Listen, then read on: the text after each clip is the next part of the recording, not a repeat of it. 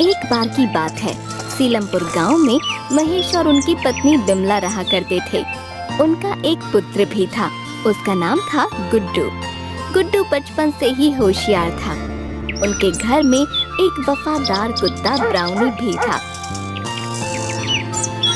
एक दिन जब गुड्डू स्कूल से अपने दोस्तों के साथ घर आ रहा था, तभी रास्ते में उसे ब्राउनी दिखा।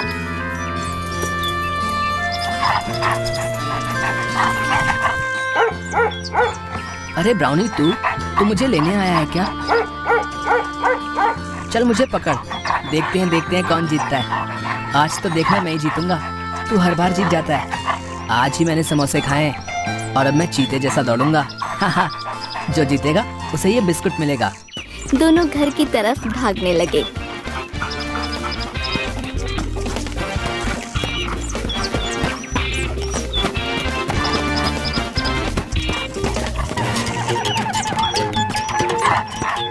ब्राउनी घर पहले पहुंच गया।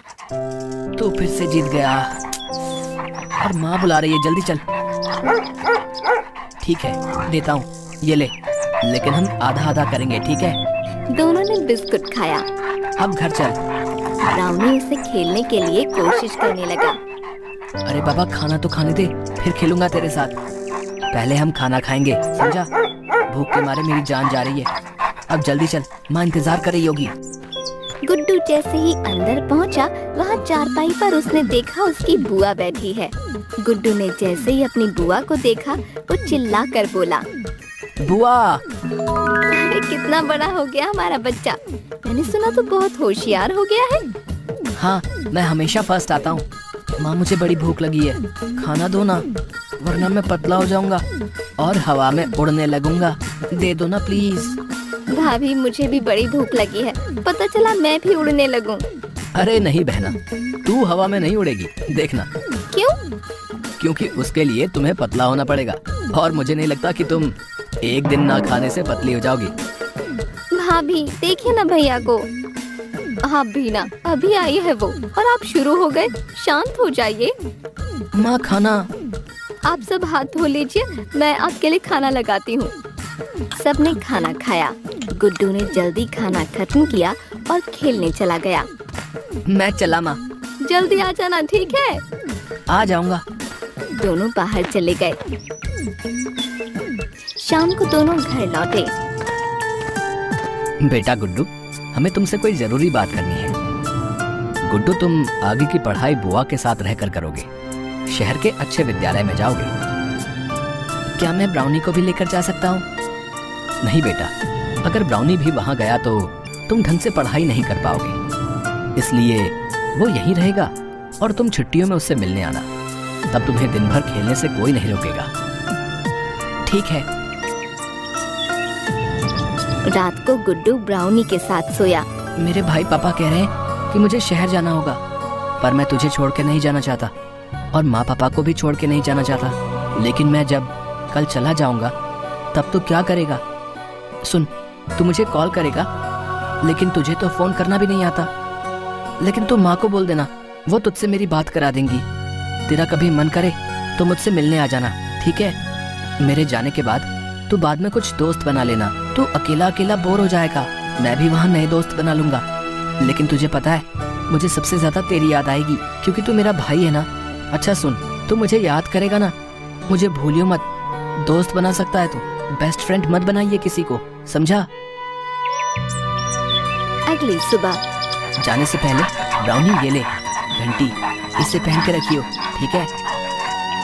इसके बाद गुड्डू रोते रोते अगली सुबह बुआ के साथ शहर चला गया।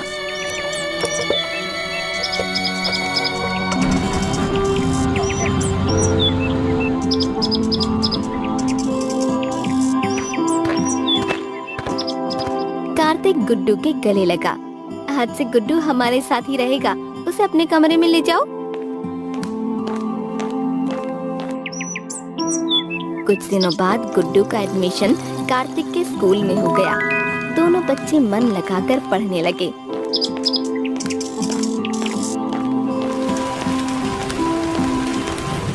इसी तरह कई साल बीत गए। एक दिन, अजी सुनो ना, कितना समय हो गया अपने बेटे से मिले हुए।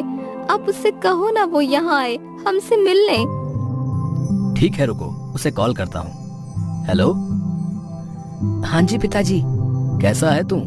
सुन, तेरी माँ चाहती है कि तू उससे मिलने यहाँ आ जाए। ठीक है पिताजी, मैं आज ही कंपनी में छुट्टी के लिए बात करता हूँ। ठीक है। कुछ दिनों बाद गुड्डू बिना बताए शाम को घर पहुँच गया।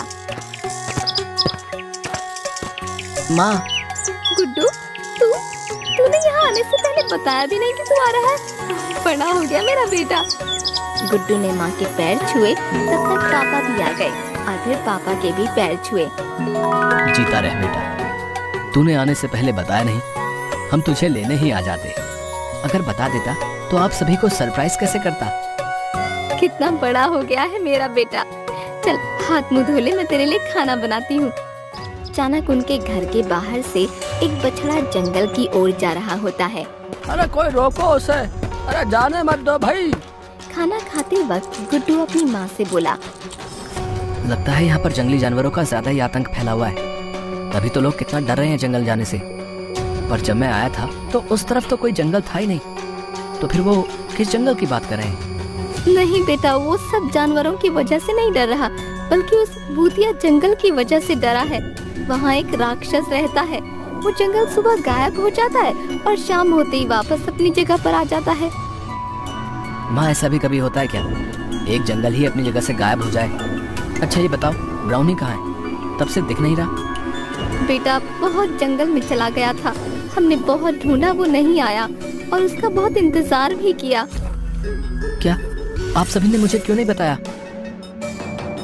हम नहीं चाहते थे कि इन सब का असर तेरी पढ़ाई पर पड़े, इसलिए हमने तुझसे बात छुपाई।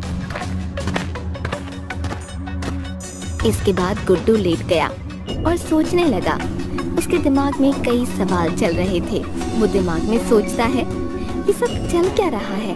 जंगल कैसे गायब हो सकता है? अगले दिन गुड्डू अपने पुराने दोस्तों से मिलने चला जाता है।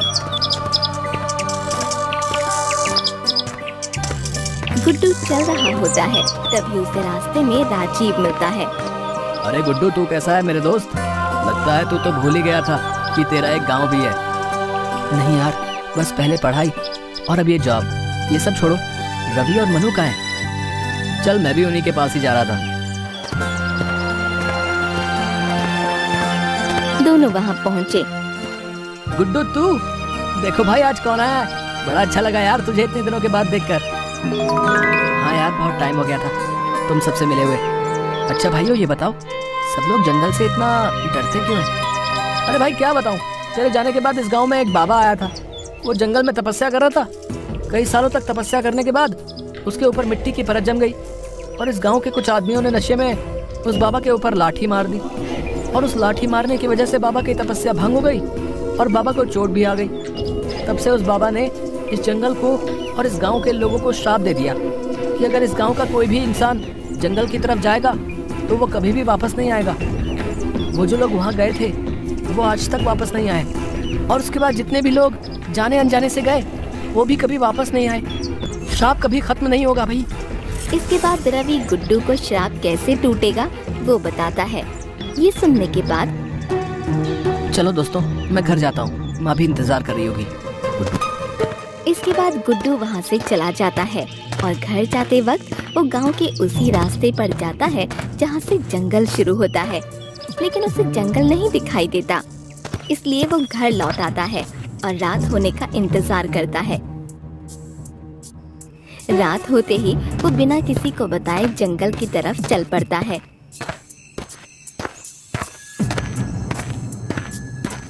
वो जैसे ही जंगल के पास पहुंचता है। ये क्या, दिन में तो यहाँ कोई जंगल नहीं था, अचानक इतना बड़ा जंगल कैसे आ गया?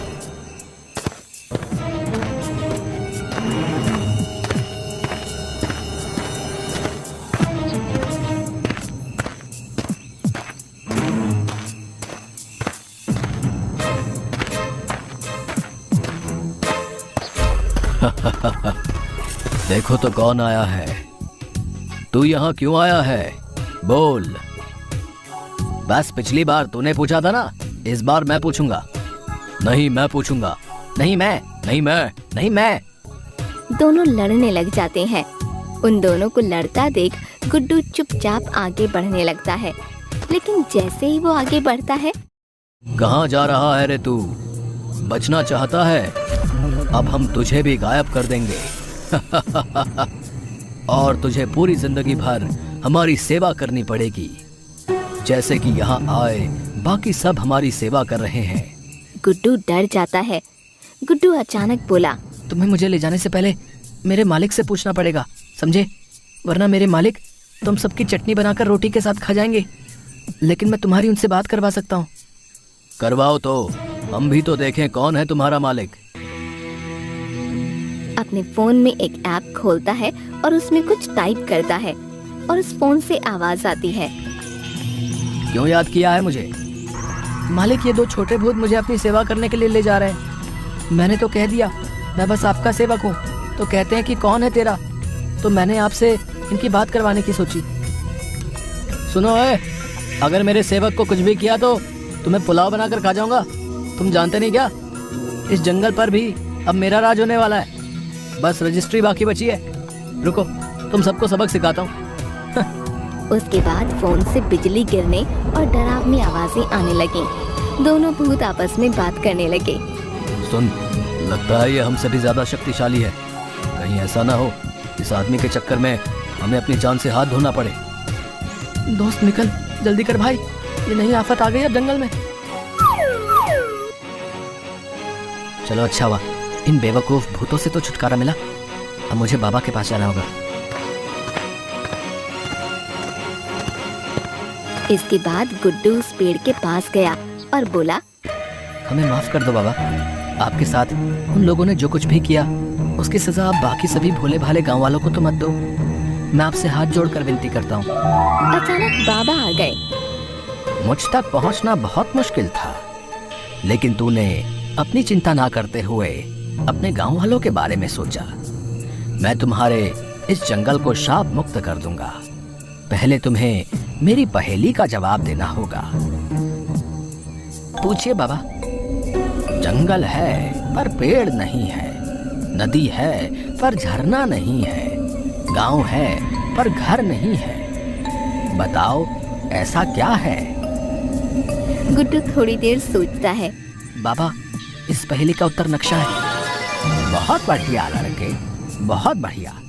लेकिन अभी एक और पहेली, उसके बाद तुम्हें अपने कार्य में सफलता मिलेगी। जीवन में सबसे ऊंचा पद किसका है? लेकिन इस बार तुम्हारे पास समय सीमा होगी। मेरे 5 तक गिनने से पहले तुम्हें उत्तर देना होगा। मैं ध्यान रखूंगा बाबा।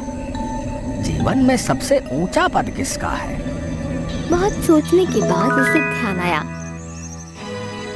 बेटा, जिंदगी में हम अपने गुरु का ऋण कभी नहीं उतार सकते। वही हमें मार्गदर्शन देते हैं, जिंदगी में सफल बनाते हैं। सबसे उच्चतम पद गुरु का ही होता है। बाबा, गुरु का पद सर्वोच्च है। सही जवाब। तुम सच में एक समझदार लड़के हो। जाओ और अपने गांव वासियों के साथ खुशी से रहो। जा, किया तेरे गांव को श्राप से मुक्त। आज के बाद ये जंगल कभी अपनी जगह से गायब नहीं होगा।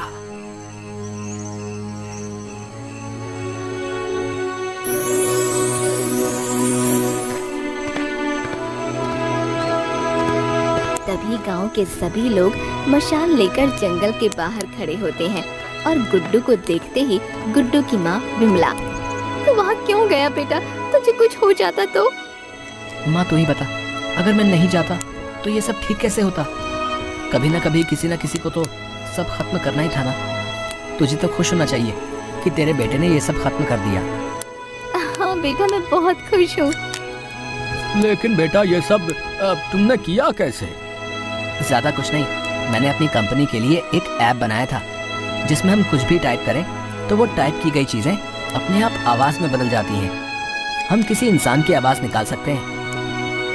इसके बाद गुड्डू ने सारी बात गांव वालों को समझाई कि किस तरह उसने गांव को श्राप मुक्त किया।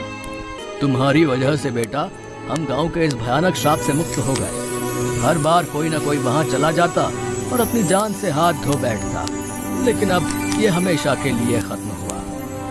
जैसे ही गुड्डू और सब लोग घर जा रहे होते हैं, तभी घंटी बजने की आवाज आई और एक कुत्ते के भौंकने की आवाज सुनाई देती है।